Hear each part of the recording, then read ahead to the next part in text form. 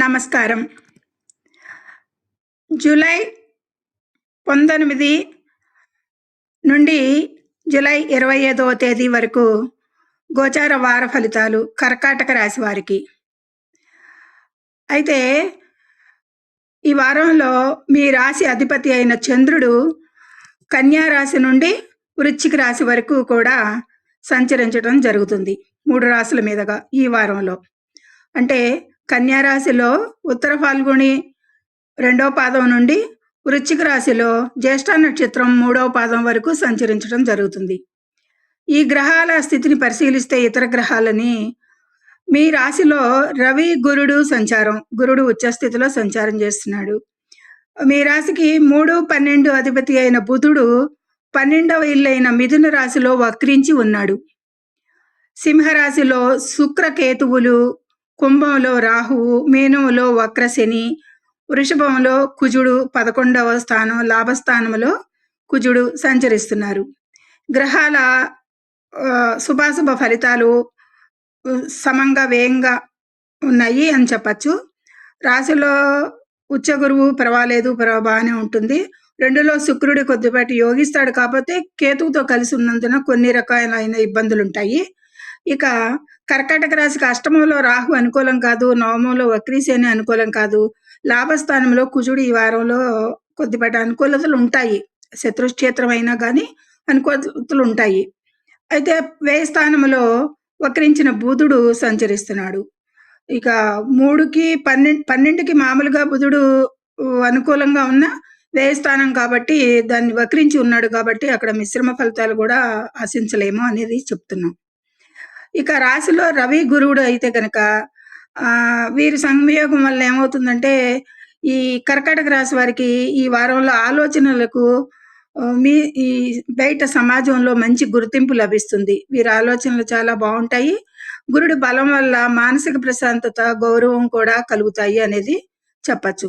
ఇక 11వ ఇంట్లో కుజుడు సంచారం లాభస్థానం కాబట్టి మీకు అత్యంత శక్తివంతమైన ధనలాభాన్ని, ఆత్మవిశ్వాసాన్ని ఇస్తాడు ఈ వారంలో. ఈ కర్కాటక రాశి వారికి కుజుడు యోగకారకుడు. ఇక 2వ ఇంట్లో శుక్రకేతువులు మాట తీరులో కాస్త కఠినత్వం రావచ్చు. 2వ స్థానం అంటే మాట, కుటుంబ స్థానం కూడా అవుతుంది. కుటుంబంలో ధన నష్టం లేదా చిన్నపాటి కలహాల సూచనలు కూడా రావచ్చు అనేది ఈ వారంలో చెప్తుంది. కాబట్టి ఈ విషయాల్లో కొద్దిపాటి జాగ్రత్తలు తీసుకోవాల్సి ఉంటుంది కర్కాటక రాశి వారు. ఈ కుటుంబ విషయంలోనూ, మాట తీరులోను, ధన నష్టాలకి 3కి ఇక్కడ ఒకే స్థానంలో 3 ఫలితాలు సంభవిస్తున్నాయి. ఇక ఆర్థిక స్థితి అయితే కనుక బాగానే ఉంటుంది. 11వ ఇంట కుజుడు వల్ల వివిధ ఆదాయ మార్గాలు బాగుంటాయి. బాకీలు, పాత బాకీలు, మొండి బాకీలు వసూలు చేసుకోవచ్చు. కుజుడు ధైర్యాన్ని ఇస్తున్నాడు. మీరు పాత బాకీలు, మొండి బాకీలు అన్నీ కూడా వసూలు చేయడానికి ట్రై చేయండి. ఈ వారంలో వసూలు అవుతాయి. కానీ బుధుడి వల్ల విలాసాలకి, ప్రయాణాలకి ఊహించిన ఖర్చులు అయితే చేసేస్తారు. దీన్ని అదుపులో ఉంచుకోవాల్సిన అవసరం ఉంటుంది. ఇక బుధుడు వక్రించడం వల్ల ఏమవుతుందంటే కేతువు ద్వితీయంలో కూడా ఉండటం వల్ల షేర్ మార్కెట్, స్పెక్యులేషన్ రంగాల జోలికి వెళితే నష్టాలే అనేది సూచిస్తుంది. కాబట్టి ఈ వారంలో వాడి జోలికి వెళ్లకుండా ఉండటమే మీకు సరైన సమాధానం. ఇక తప్పుడు నిర్ణయాల వల్ల ధన నష్టం జరిగే అవకాశం ఉంది. ఎందుకు? బుధుడు వక్రించే ఉన్నాడు అందువల్ల. ఇక ఉద్యోగస్తులకి కార్యాలయంలో వారికి ఉద్యోగస్తులకి ఈ వారంలో బాగాలేదంతా. కొద్ది బాధ్యతలు అయితే పెరుగుతాయి. 12వ ఇంట బుధుడు వక్రత్వం వల్ల ఈ తోటి ఎంప్లాయీస్తో లేదా మాటల ద్వారా కానీ, ఈమెయిల్స్ ద్వారా కానీ, చాటింగ్ ద్వారా కానీ మిస్కమ్యూనికేషన్ జరుగుతుంది వీరి వల్ల అనేది అది జరుగుతుంది. ఆఫీస్ కార్యాలయాల్లో సంతకాలు చేసేటప్పుడు కూడా చాలా జాగ్రత్తగా ఉండాలి వీరు ఈ వారంలో. ఇక వ్యాపారస్తులకి కొత్త కాంట్రాక్టులు లేదా డీల్స్ వాయిదా పడవచ్చు. ఎందుకంటే 3వ స్థానాధిపతి బుధుడు 12లో వ్యయంలో ఉన్నాడు. భాగస్వాములతో కూడా వివాదాలు రాకుండా చూసుకోవాల్సి ఉంటుంది ఈ వారంలో. ఈ వ్యాపారాలకి, కాంట్రాక్టులకి వీటికి ఇప్పటి వరకు కూడా చాలా అధమ ఫలితాలే కనిపిస్తున్నాయి ఈ కర్కాటక రాశి వారికి ఈ వారంలో. ఇక విద్యార్థులకి ఉన్నత విద్య కోసం విదేశాలకు వెళ్ళాలనుకునే వారికేమో ఈ వారం అనుకూలిస్తుంది.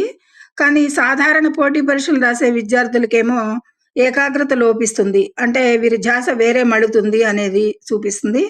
ఇంకా అదే కాకుండా మతిమరుపు వంటి సమస్యలు కూడా ఎదురవుతాయి. అది అన్నిటికీ అదే అన్నమాట. బుధుడు వక్రించి ఉన్నాడు. 2లో కేతు ఉన్నాడు. ఇక ఆస్తులు, స్థిరాస్తి విషయాలు, ప్రాపర్టీ విషయాలు, కుజబలంతో భూమి, ఇల్లు లేదా ప్లాట్ కొనుగోలు చేయడానికైతే మీకు మాటలు జరుగుతాయి అనేది చెప్పచ్చు. ఆ మాటలు సఫలీకృతమయ్యి ఒక కొలిక్కి వస్తుంది అనేది సూచిస్తుంది. ఆస్తి వివాదాలుంటే కూడా ఈ వారంలో కొద్దిపాటి పరిష్కారానికి మార్గంగా చూపిస్తున్నాయి. గోచారంలో చూపిస్తుంది. ఆ ఆస్తి వివాదాలు కూడా ఉంటే వాటిని పరిష్కరించుకునే మార్గం వైపు ఆలోచించండి. ఇక వాహనాలకైతే గనుక కొత్త వాహనం కొనే సూచనలున్నాయి. ఈ వారంలో వీరికి కర్కాటక రాశి వారికి ఇదొకటి యోగంగా కనిపిస్తుంది. అయితే ప్రయాణాలలో శని, బుధుల ప్రభావం వల్ల వాహన ప్రమాద సూచనలున్నాయి.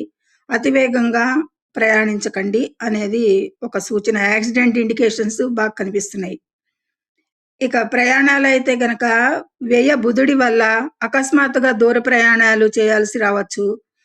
ఇవి శారీరక శ్రమను, ధన వ్యయాన్ని కూడా రెండిటిని కూడా కలిగిస్తాయి కాబట్టి, ఇది మీరు ఆచితూచి ఈ విషయాల్లో అంటే మనకి రాసున్నదే జరుగుతుంది కదా అనే ఆలోచన కాదు. ఇది జోషి జ్యోతిషం ముందు తెలుసుకునేది ఏంటి అంటే, మన బుద్ధి బలాన్ని సమంగా పెట్టుకుని మనం కావాల్సింది చేసుకుంటూ పోవటానికి మాత్రమే ముందు తెలుసుకునే ప్రక్రియ కాబట్టి, వ్యయ బుధుడి వల్ల అకస్మాత్తుగా దూర ప్రయాణాలైతే వస్తుంది.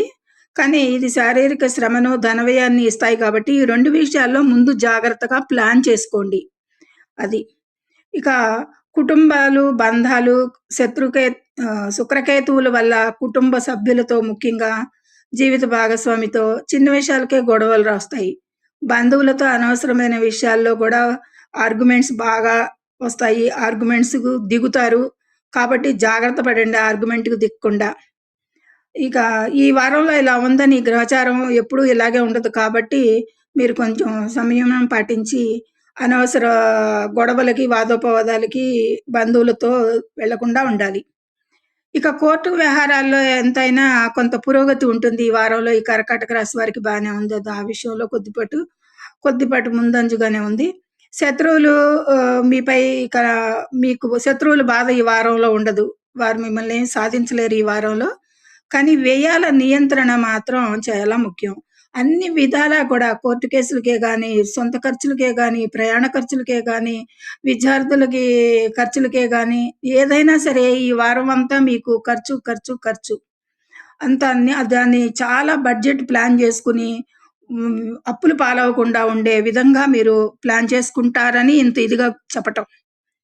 ఇక మీ ఆరోగ్య విషయానికొస్తే గనక ఈ వారంలో రాశిలో రవి, వ్యయంలో బుధుడి వల్ల ఎక్కువగా నిద్రలేని సమస్యలు, ఇలా ఇబ్బందులున్నప్పుడు నిద్ర రాకపోవటం అనేది సహజంగా ఉండేదే. గ్రహ బలం కూడా అదే సూచిస్తుంది. నరాల బలహీనత, కంటి సమస్యలు లేదా వేడి సంబంధిత అస్వస్థత ఇవన్నీ కూడా కలిగే సూచనలు గోచారంలో కనిపిస్తున్నాయి. మీకు ఈ వారం చాలా విశ్రాంతి అవసరం అనేది సూచిస్తుంది. ఎందుకంటే అంత మానసికంగాను, శారీరకంగా కూడా కొద్దిపాటి వ్యధలున్నాయి కాబట్టి.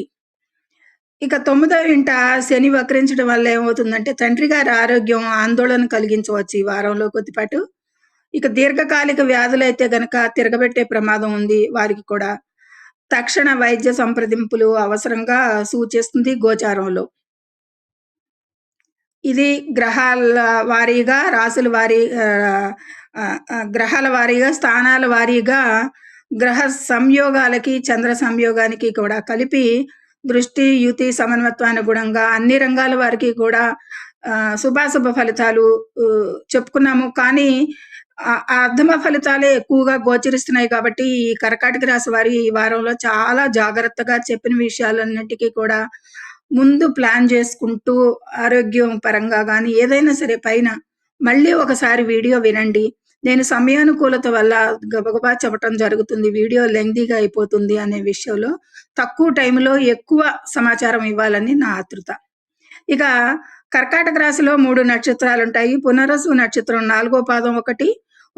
గురుడు ప్రభావంతో ఆత్మవిశ్వాసంతో పనులు పూర్తి చేస్తారు. ఈ విషయానికి ఏది పునర్వసు నక్షత్రం 4 పాదం వారు ఆత్మవిశ్వాసంతో పనులు కూడా పూర్తి చేస్తారు. ఎందుకంటే రవి ఆత్మకారకుడు రాశిలోనే సంచరిస్తున్నాడు కాబట్టి, ఆ పరంగా శుభవార్తలు వినే అవకాశాలు కూడా ఈ వారంలో వీరికుంటాయి. ఇక పుష్యమి నక్షత్రంలో వారికి పుష్యమి నక్షత్ర శని 9లో వక్రించున్నాడు. పనులలో తీవ్రమైన ఆటంకాలు కలిగిస్తాడు. ఆలస్యాలవుతాయి. మీరు ఏది తలపెట్టినా గానీ డిలే ఎదురవుతాయి. సహనంతో ఉండాలి అనేది ఇక ఆ గ్రహ గోచారం చూపిస్తుంది పుష్యమి నక్షత్రం వారికి గోచార రీత్యా. ఇక ఆశ్లేష నక్షత్రం అంటే బుధుడు కూడా వక్రించి ఉన్నాడు. మీ నక్షత్రాధిపతి అయిన బుధుడు వ్యయంలో వక్రించడం వల్ల తీవ్రమైన మానసిక ఆందోళనలు ఎక్కువగా బాధపడతారు.